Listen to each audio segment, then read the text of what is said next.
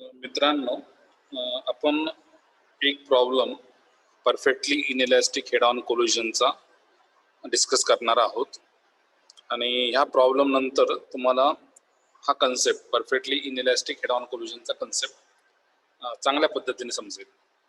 Problem असा आहे की there is a bullet.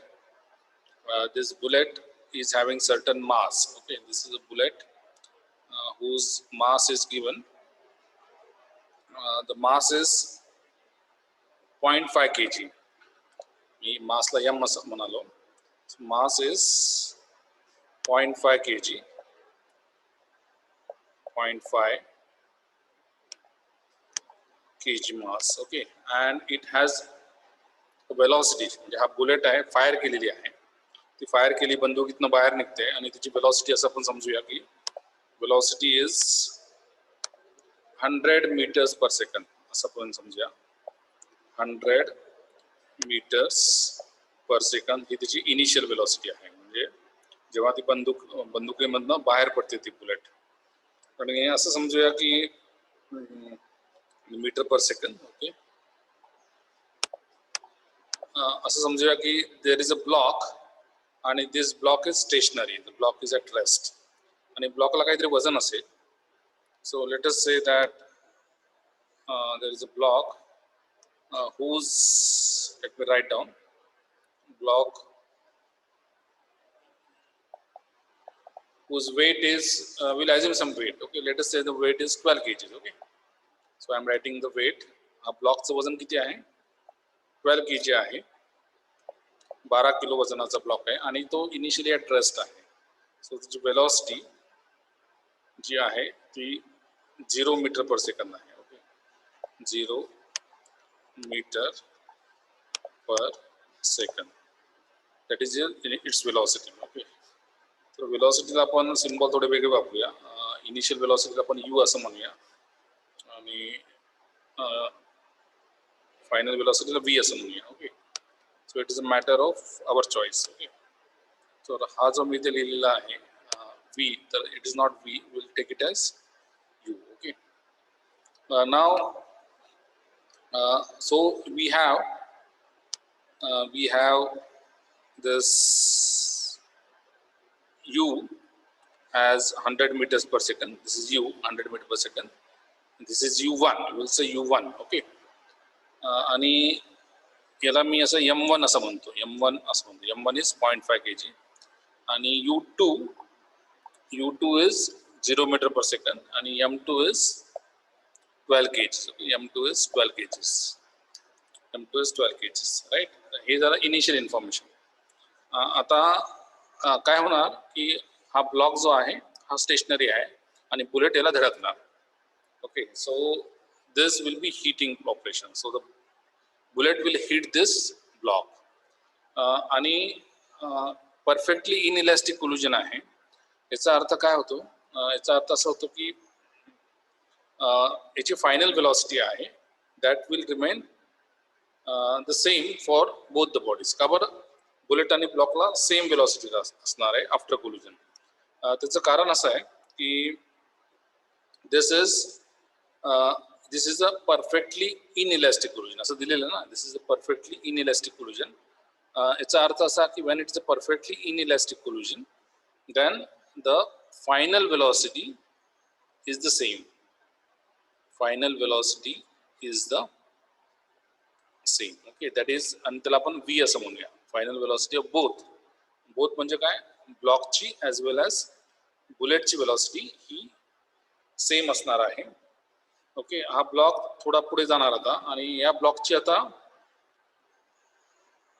Velocity किती आहे ती आपल्याला काढायची आहे. बुलेटची वेलॉसिटी किती आहे ती काढायची आहे. That is a question. Find the final velocity. म्हणजे कोलिजन पूर्वी बुलेट ह्या जागी होती आणि ब्लॉक ह्या जागी होता. Bullet was moving with the initial velocity u which is 100 metre per second.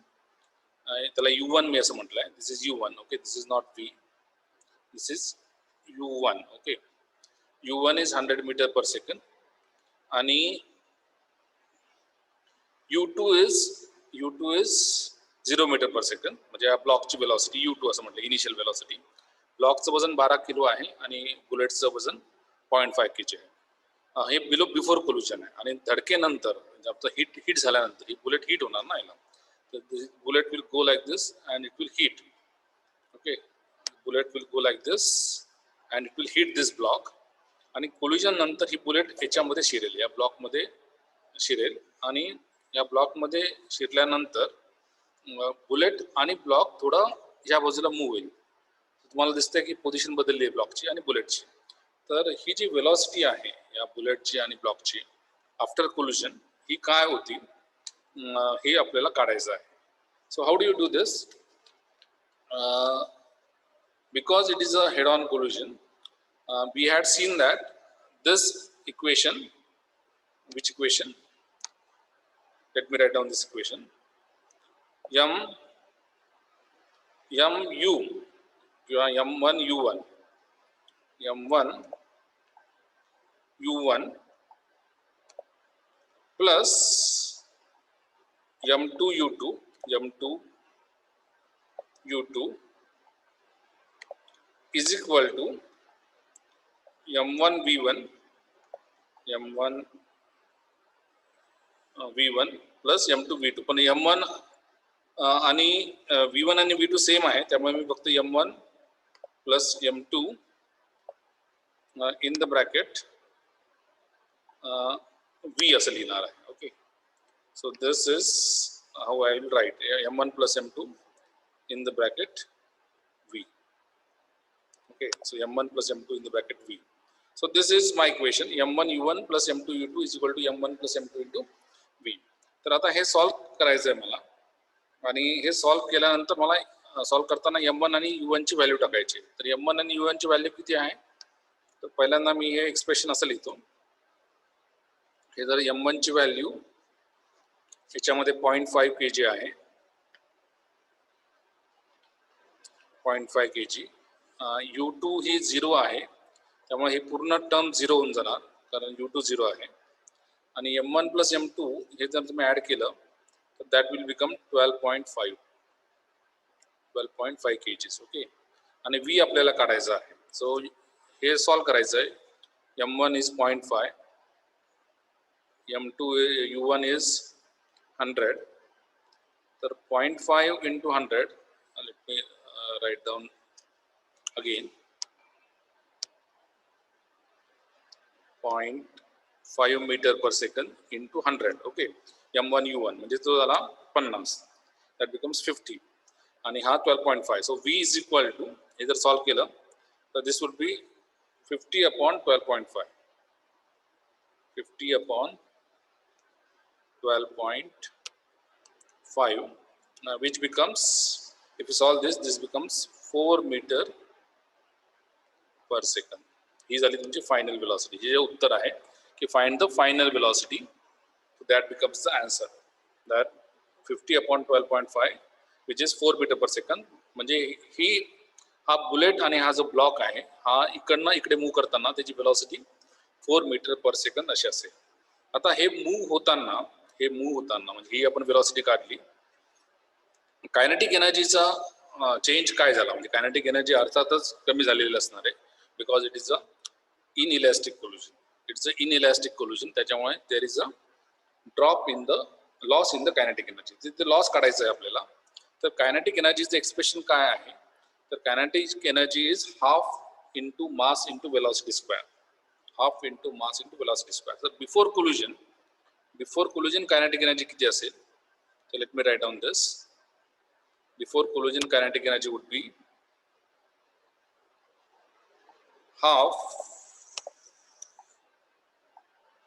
half into m1 u1 square, m1 into u1 square, m1 into u1 square,